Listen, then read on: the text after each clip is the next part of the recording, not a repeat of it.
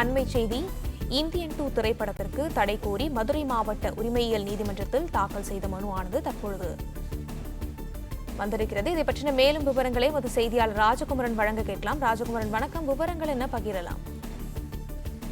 Indian 2 திரைப்படத்திற்கான தடை கோரி மதுரை மாவட்ட உரிமையியல் நீதிமன்றத்தில் தாக்கல் செய்த மனுவான விசாரணையானது இன்று விசாரணைக்கு வந்த நிலையில 11ஆம் தேதிக்கு இந்த விசாரணை ஒத்திவைத்து உத்தரவிட்டது மதுரை மாவட்ட உரிமையியல் நீதிமன்றம். அதாவது நடிகர் கமலஹாசன், இயக்குனர் சங்கர், லைகா நிறுவனம் நேரிலோ அல்லது வழக்கறிஞர் மூலமாக விளக்கமளிக்க மாவட்ட உரிமையியல் நீதிமன்றம் ஏற்கனவே நோட்டீஸ் அனுப்பிய நிலையில இன்று விசாரணைக்கு வந்த நிலையில்தான் இந்த உத்தரவு பிறப்பிக்கப்பட்டிருக்கிறது. இயக்குனர் சங்கர் இயக்கத்துல நடிகர் கமலஹாசன் நடிப்பில் இந்தியன் 2ஆம் பாகமானது அதாவது 12ஆம் தேதி வெளியாக இருக்கிறது.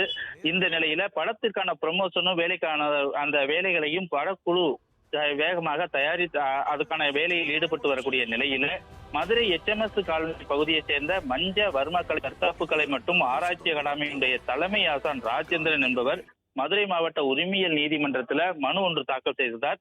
அந்த மனுல லைகா புரொடக்ஷன் சுபாஸ்கரன் தயாரிப்புல சங்கர் இயக்கத்துல நடிகர் கமலஹாசன் நடித்துள்ள இந்தியன் 2 திரைப்படம் 2ஆம் பாகமானது 12ஆம் தேதி வெளிவர இருக்கிறது. அதில் எனது அந்த வர்ம விவரங்களை வழங்கியமைக்கு நன்றி ராஜ்குமார்.